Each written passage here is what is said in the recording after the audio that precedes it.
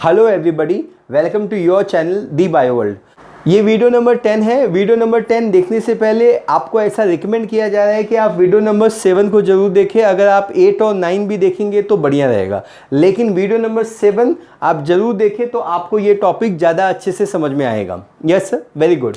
हम लोग बात करने जा रहे हैं पॉलीसेकेराइड के बारे में। हम लोगों ने अपने आखिरी लेक्चर में पॉलीसेकेराइड के बारे में ही बात किया था। आप सभी को मालूम है कि वो पॉलीसेकेराइड क्या होता है। Poly is the many, saccharide is the sugar containing many sugar called polysaccharide. तो पॉलीसेकेराइड वो कार्बोहाइड्रेट होता है जिसके अंदर बहुत सारे मोनोसेकेराइड एक साथ आके जुड़ते हैं। Yes sir. अब आपको ये समझना है कि हम लोग इस समय बहुत ही स्पेसिफिक टाइप ऑफ पॉलीसेकेराइड के बारे में बात कर रहे हैं, और इस पॉलीसेकेराइड का नाम है काइटिन एंड सेल्यूलोज। किसके बारे में बात कर रहे हैं? काइटिन एंड सेल्यूलोज के बारे में बात करने वाले हैं। तो हम लोग अपना लेक्चर स्टार्ट करते हैं। हम लोग सबसे पहले बात करेंगे इस काइटिन के बारे में। Yes sir. तो सबसे पहला सवाल, काइटिन क्या है? तो काइटिन एक स्ट्रक्चरल पॉलीसेकेराइड है। क्या है ये? एक स्ट्रक्चरल पॉलीसेकेराइड है।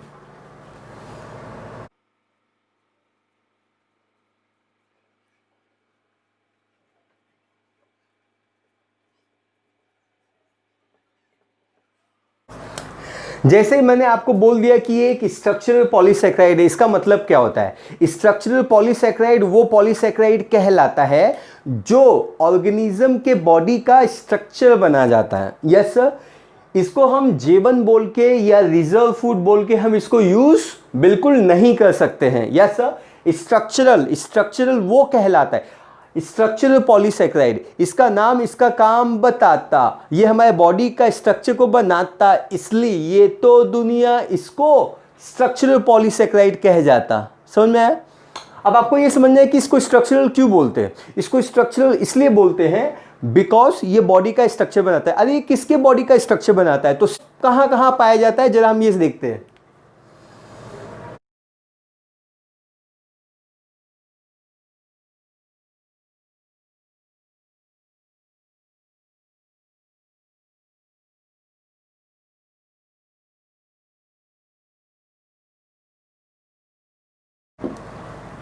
तो आप देख सकते हैं फंगाई का जो सेल वॉल होता है वो काइटिन से बना होता है, और इसको हम प्यार से फंगल सेल्यूलोज भी बोलते हैं।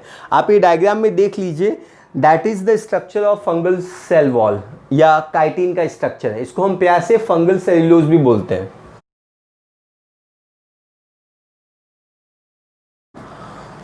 आप ये भी देख सकते हैं एक्सोस्केलेटन। आप देख सकते हैं एक्सोस्केलेटन ऑफ आर्थ्रोपोडा। आप सभी को मालूम है कि आर्थ्रोपोडा का मतलब होता है इंसेक्ट। Yes sir.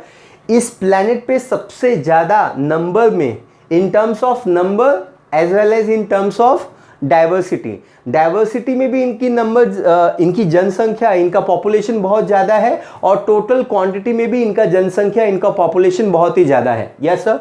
और इनको हम बोलते हैं आर्थ्रोपोडा। आर्थो मतलब जॉइंट, पोडा मतलब पैर, जॉइंटेड पैर मतलब जॉइंटेड लेग। आर्थो मतलब जॉइंट, पोडा मीन्स फुट, जॉइंटेड फूड, इसको आर्थ्रोपोडा। आर्थ्रोपोडा वो फाइलम कहलाता है, किंगडम एनिमेलिया के अंदर ये आता है। इसमें जो भी जानवर पाया जाता है इसका पैर ज्वाइंटेड हो जाता है, इसलिए हम इसको आर्थ्रोपोडा कहते हैं। Yes sir. और ये एक्सोस्केलेटन है। स्केलेटन क्या होता है? Skeleton is the hard part of the body. बोलो, skeleton is the hard part of the body. हमारे बॉडी में स्केलेटन कहाँ है? बॉडी के अंदर है, तो उसको हम बोलेंगे endoskeleton. Yes sir. Exoskeleton body के बाहर होगा। तो आप देख सकते हैं ये आर्थ्रोपोडा में जो एक्सोस्केलेटन है, यस सर, वो किससे बना हुआ है? काइटिन से बना हुआ है। इसका मतलब आर्थ्रोपोडा दुनिया में सबसे ज्यादा मोस्ट अबंडेंट फाइलम है ना? सबसे ज्यादा है ना?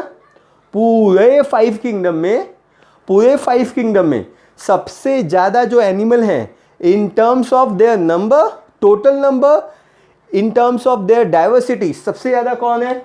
आर्थ्रोपोडा है। इसका मतलब क्या हुआ? इसका मतलब ये हुआ कि काइटिन की जो क्वांटिटी है इस प्लेनेट पे बहुत ज़्यादा है। Yes sir. सो ये इस दुनिया का, इस बायोस्फीयर का second largest amount of organic substance है।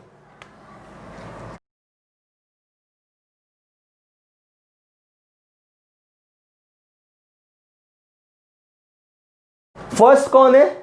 फर्स्ट हमेशा रहेगा सेल्यूलोज, और सेकेंड रैंक पे आता है काइटिन।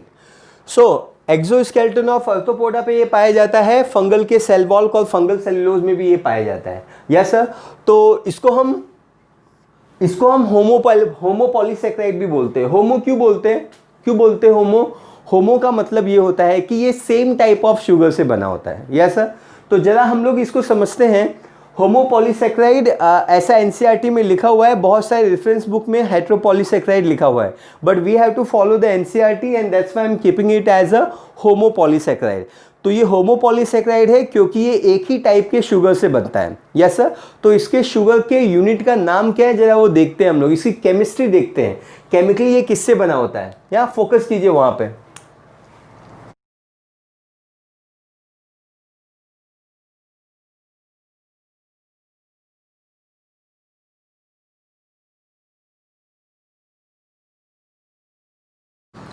तो केमिकली ये किससे बना होता है? एन एसिटाइल ग्लूकोसा अमाइन से। अब ये जो ग्लूकोसा अमाइन होता है वो बीटा ग्लूकोज का मॉडिफाइड वर्जन है।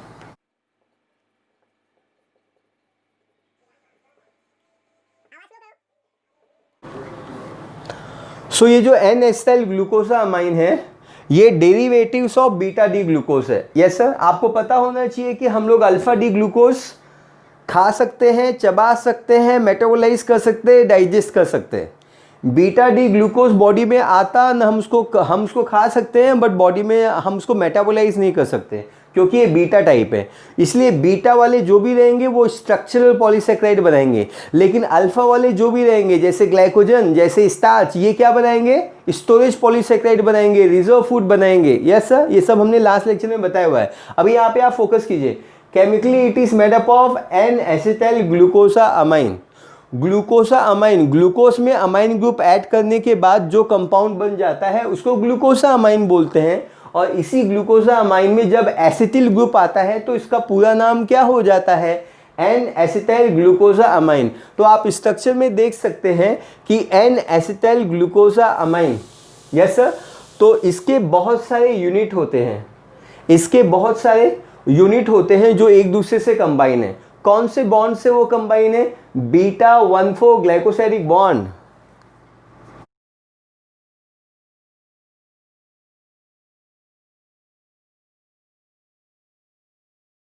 बॉन्ड को हम लोग बोलते हैं बीटा 1,4 ग्लाइकोसाइडिक बॉन्ड। आपको ये अंडरस्टैंडिंग आनी चाहिए, ये जो बीटा 1,4 ग्लाइकोसाइडिक बॉन्ड है, क्या ये एक ही टाइप का बॉन्ड है जो काइटिन में पाया जाता है? तो एब्सोल्युटली करेक्ट।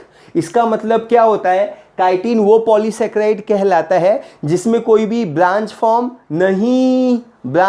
नहीं आता है, या तो ये अनब्रांच या तो ये लीनियर बन जाता है। इसीलिए तो हम ये लिख जाता है कि it is an chitin is a linear unbranch structure.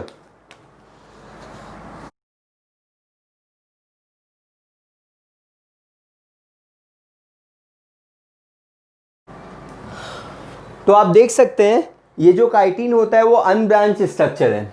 तो हम लोग ऐसे सपोज करते हैं कि ये काइटिन का वन चेन है, ये काइटिन का दूसरा चेन है, ये काइटिन का तीसरा चेन है। Is that clear? अब इनके बीच में होता क्या है? तो ये लीनियर स्ट्रक्चर है, अच्छे से याद रखना, ये लीनियर है। लीनियर वो कहलाता है जिसके पास ब्रांच नहीं आता है, इसलिए ये अनब्रांच भी कहलाता है।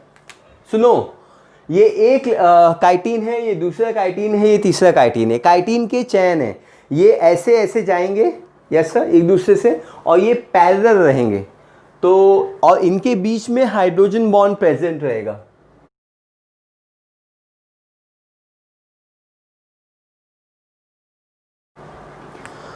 तो ये जो ग्रीन डॉटेड स्ट्रक्चर आपको जो दिखाई दे रहा है उसको हम लोग क्या बोलेंगे? उसको हम बोलेंगे हाइड्रोजन बॉन्ड।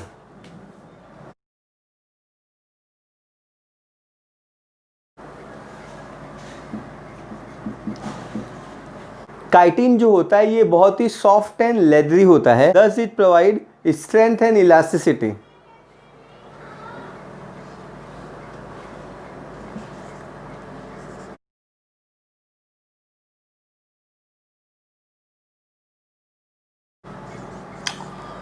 आई थिंक आपको ये पार्ट क्लियर हो गया है।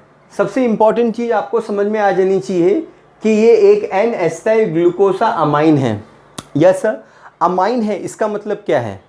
अमाइन है इसका मतलब ये है कि इसके पास नाइट्रोजन कंपाउंड है। यस सर, इसके पास नाइट्रोजन कंपाउंड है। तो आपने सुना तो होगा कि इंसेक्टिवोरस प्लांट है ना, इंसेक्टिवोरस प्लांट इंसेक्ट को खाते हैं। क्यों खाते हैं? क्यों खाते हैं? अगर कोई प्लांट कहलाता है, अगर कोई प्लांट कहलाता है तो वो सनलाइट को चाहता है। सनलाइट जब भी उसे नज़र आता है, सनलाइट उसे जब भी नज़र आता है तो वो फोटोसिंथेसिस कर जाता है, वो फोटोसिंथेसिस कर जाता है।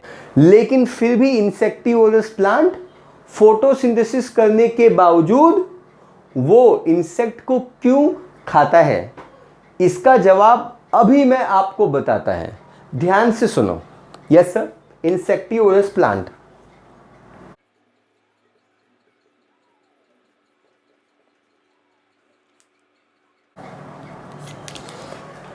इंसेक्टिवोरस प्लांट वो प्लांट कहलाता है इंसेक्ट को ये खा जाता है। हम ये सवाल पूछ जाता है प्लांट होने के बावजूद भी ये ऐसा काम क्यों कर जाता है? प्लांट, जो भी प्लांट कहलाता है वो लाइट आते ही फोटोसिंथेसिस कर जाता है, अपना खाना खुद बनाता है, लेकिन उसके खाने में ग्लूकोज बनता है। और ग्लूकोज वो कहलाता है जिसमें कार्बन होता है, हाइड्रोजन होता है, ऑक्सीजन होता है, नाइट्रोजन उसके अंदर नजर नहीं आता। इंसेक्टिवोरस प्लांट इंसेक्ट को इसलिए खाता क्योंकि इस इंसेक्ट को खाने से उसको अमाइन ग्रुप मिल जाता, अमाइन ग्रुप के अंदर नाइट्रोजन आता। यस सर, सो इंसेक्टिवोरस प्लांट के लिए नाइट्रोजन बहुत ज़रूरी है, या किसी भी प्लांट के लिए नाइट्रोजन बहुत ज़रूरी है। ये वही नाइट्रोजन है जो आपका प्रोटीन बनाता है, ये वही नाइट्रोजन है जो डीएनए और आरएनए बनाता है, एंजाइम बनाता है। यस सर, नाइट्रोजन अगर नहीं होगा तो ये सारे प्रोटीन, ये सारे डीएनए आरएनए नहीं बन पाएंगे। Yes sir, insectivorous plant photosynthesis करके कार्बोहाइड्रेट तो बना लेगा, लेकिन नाइट्रोजन कहाँ से आएगा? सो नाइट्रोजन कहाँ से आएगा? इंसेक्ट को खाने से। और इंसेक्ट के पास क्या रहता है? Chitin.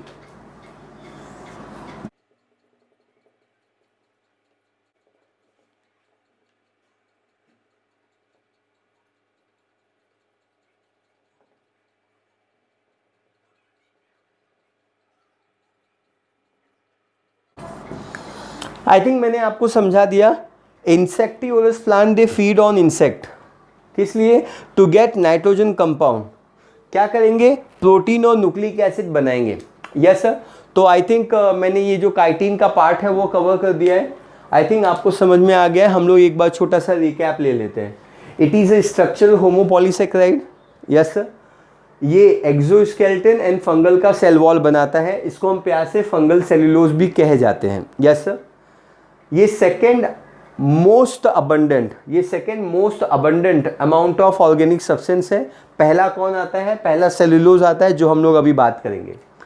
Chemically it is made up of an acetyl glucosamine which is a derivative of beta D glucose. हमेशा याद रखना, बीटा डी ग्लूकोज हमेशा स्ट्रक्चर बनाएगा और अल्फा डी ग्लूकोज हम जीवन बोल के यूज कर जाएगा, इसलिए तो वो रिजर्व फूड मटेरियल क्या है? लाएगा। इसके अंदर बॉन्ड एक ही टाइप का रहेगा, बीटा 1,4 ग्लाइकोसाइडिक बॉन्ड। ये लीनियर स्ट्रक्चर है, अनब्रांच स्ट्रक्चर है। इसके अलावा ये काइटिन का स्ट्रक्चर है, इसमें लीनियर चैन होते हैं, चैन के बीच में हाइड्रोजन बॉन्ड होता है। ये सॉफ्ट और रेडरी होता है। It provide strength and elasticity. Insectivorous plant में इंसेक्ट को खाते हैं ताकि वो उनको नाइट्रोजन मिल सके, to make protein and nucleic acid. Yes sir, तो आई थिंक ये काइटिन का पार्ट खत्म हो गया। आई होप आपको समझ में आया हुआ है। अगर आपको समझ में आया हुआ है तो आप कमेंट कीजिए कि यस आपको समझ में आया हुआ है। लाइक करें, सब्सक्राइब करें, शेयर करें, है ना। तो ये आपके हेल्प के लिए ही ये सब बनाया जा रहा है ना। और कोई मॉडिफिकेशन करना है तो आप उसके लिए भी बताइए। Thank you so much, God bless you.